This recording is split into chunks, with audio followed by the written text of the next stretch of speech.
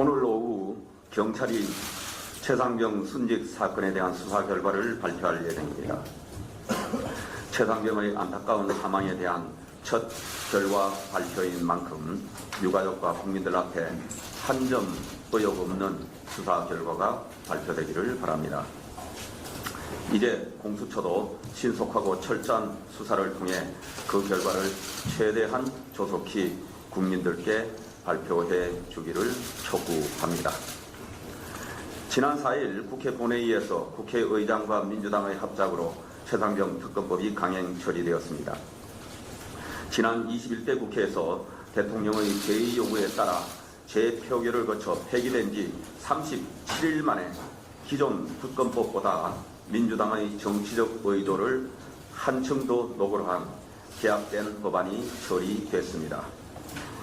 지난번 제2요구 당시 법무부에서도 후보 추천권을 민주당이 독점하고 대통령의 특별검사 임명권을 침해하는 것이 상권 분립에 위배된다고 하면서 위헌적이라고 지적한 바 있고, 수사 결과가 미진할 때 예외적이고 보충적으로 도입하는 특검의 원칙에도 정면 배치된다고 밝힌 바 있습니다. 그럼에도 불구하고 이번에는 특별검사를 대한변협 대신 민주당과 비교섭 단체가 한 명씩 추천하고 대통령이 3일 내 임명하지 않으면 연장자가 자동 임명되도록 하면서 심지어 특검에 공소 취소 권한까지 부여하는 엉터리 법안을 통과시켰습니다. 여야 간에 제대로 된 논의 한 번 없이 정치 공세용으로 무리하게 일방적으로 밀어붙였을 뿐만 아니라 위헌적 요소가 더 악화된 것입니다. 헌법에 대한 도전이자 헌법에 대한 조롱입니다. 폐기된 법안을 재추진하려면 사정의 변화를 분명히 제시하거나 제2요구 취지를 존중하여 내용을 수정하는 게 상식이고 헌법에 부합할 것입니다. 그러나 민주당은 오로지 정치 공세로 정권에 흠집내고 대통령의 제2요구를 유도해 정부 여당 이미지를 나쁘게 만들겠다는 정략적 의도뿐입니다. 철저히 수사하여 진상을 정확히 밝히면서 지고와를 막론하고 책임자를 엄벌하는 것이 이번 사건 수사의 핵심이자 본질입니다. 진상규명은 외면한 채 거대 야당이 정쟁을 위해 일방적으로 강행 처리한 위헌적 특검법을 수용할 수 없습니다. 국민의힘은 여야 합의 과정도 생략되고 위헌투성인 특검법안에 대해 대통령의 제2요구권 행사를 강력히 건의합니다. 앞으로도 국민의힘은 민주당의 위헌적 입법에 대해 단호하게 대처할 것입니다. 또다시 민주당이 여야의 수기 과정을 거치지 않고 합의 없이 엉터리 법안을 일방적으로 강행 처리 시 대통령의 제2요구를 건의할 수밖에 없다는 점을 분명히 말씀드립니다. 민주당이 밀어붙이는 힘의 정치에 질식하는 것은 민생뿐입니다. 소수 극렬 지지층만 바라보는 현명한 정치는 대한민국을 역주행시킬 뿐입니다. 민주당은 덩치에 맞게 통큰 정치를 해주시기 바랍니다. 지난 2일 민주당이 법사위에 회부한 이재명 대표와 민주당 의원 수사검사 4명에 대한 탄핵소추안은 완전히 무고탄핵, 보복탄핵입니다. 탄핵이라는 제도는 헌법 제65조에 따라 직무집행에 있어 헌법이나 법률을 위배한 때 실행이 가능한 것입니다. 그러나 민주당이 발의한 검사 탄핵소추안에는 헌법과 법률을 위반했다는 구체적인 근거도 없고 증거 자료도 없습니다. 뿐만 아니라 탄핵소추안 곳곳에 오타가 있는 것으로 전해지면서 민주당이 탄핵을 가벼이 남발하고 있는 증거라고까지 지적되고 있습니다. 이런 식으로 아무런 근거 없이 탄핵을 추진하는 것은 무고죄에 해당됩니다. 민주당은 무고 탄핵의 결과에 대해 반드시 응군의 책임을 져야 할 것입니다.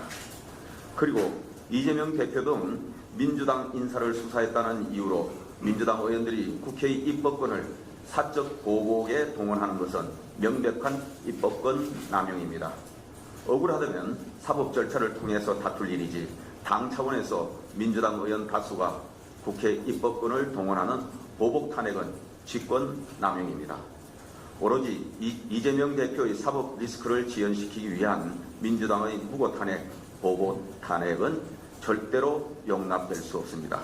국민의힘은 민주당의 입법권 남용에 맞서 탄핵 소추안을 발의한 의원에 대해 국회 윤리위 제소와 직권남용죄 고발 등 모든 법적 조치를 검토하겠습니다. 국민들께서 이러라고 지난 총선에서 민주당에 171석을 주신 것이 아닙니다. 민주당은 민주주의를 파괴하는 정치를 중단하시기 바랍니다.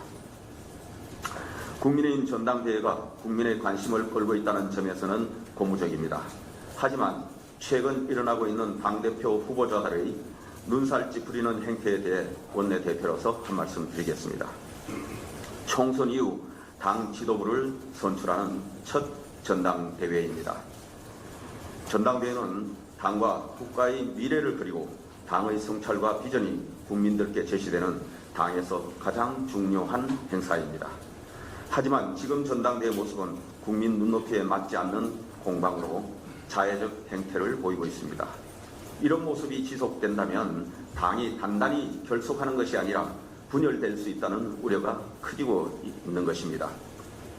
지금 우리는 헌법을 유린하는 거대 야당과의 투쟁에 당력을 집중해야 할 때입니다. 후보자들은 과거보다는 미래 비전을 제시하고 민생을 위해 무엇을 할 것인지를 두고서 경쟁해야 합니다. 특히 대통령실은 전당대회 과정에서 일체의 개입과 관여를 하지 않았고 앞으로도 관여하지 않겠다는 입장을 밝혔습니다. 후보자들 역시 대통령실을 전당대회에 끌어들이는 일은 없어야 할 것입니다. 전당대회 선관위도 당은 당규에 의거하여 엄정하게 선거를 관리해 주시기 바랍니다. 과열된 선거일수록 선관위가 공정하고 엄격한 판단으로 제 역할을 해주어 더 이상 후보자들 간에 눈살 찌푸리는 상호 비방 등이 재현되지 않도록 해주실 것을 당부드립니다. 그리고 지금 이 자리에 계신 당 지도부와 함께 선배 동료 의원님들께서도 자리에 무게에 맞는 올바른 언행으로 일체 오해가 없도록 유의해 주시기 바랍니다.